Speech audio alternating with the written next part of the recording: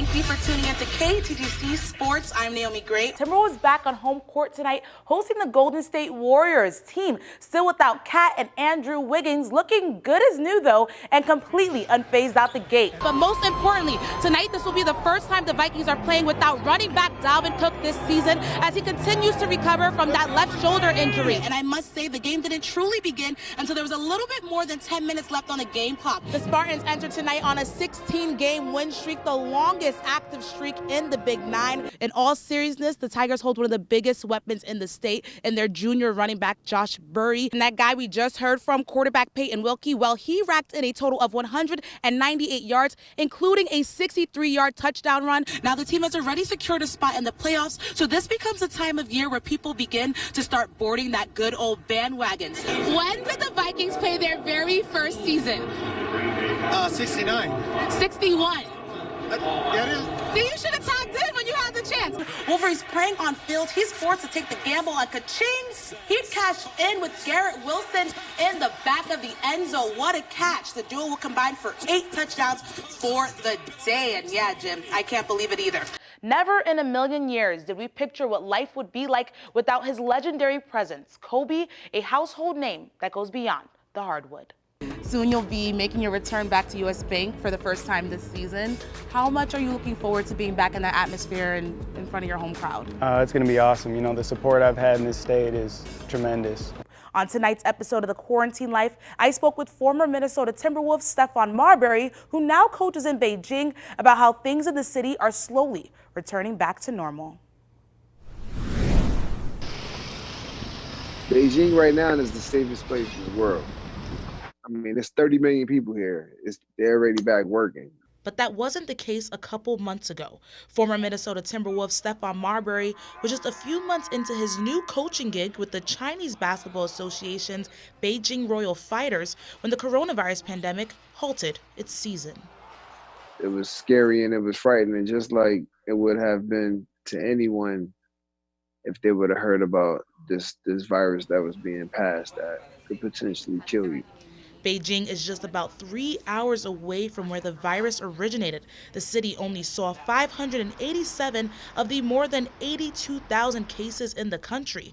And those numbers are expected to decline. Stephon tells me China's past experiences has helped them get a grip on this pandemic.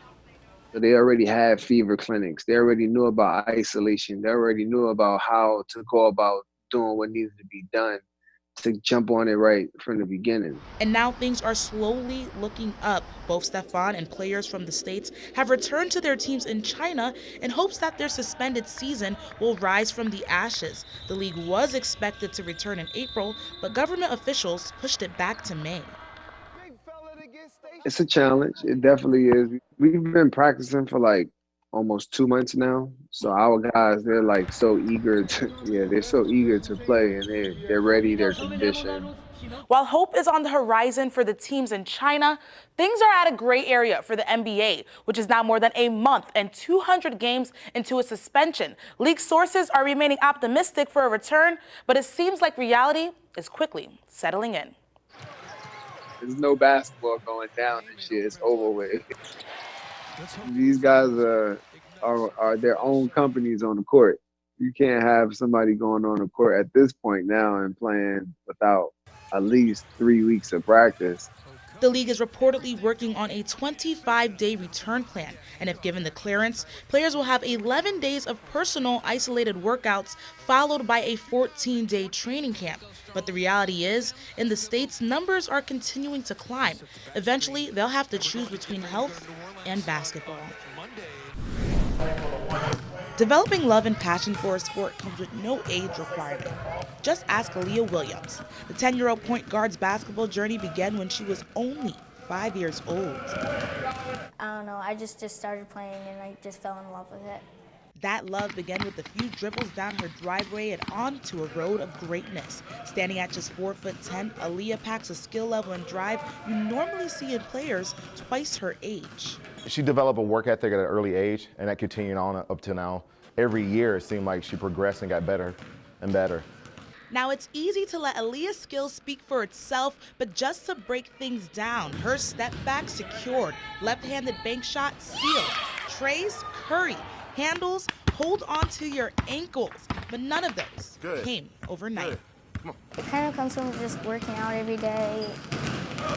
I practice 2 days a week with my team, and then the other days I just practice ball handling and shooting with my dad. Her dad, Eric, is also the head coach of her 5th grade basketball team, the Lord Eagles.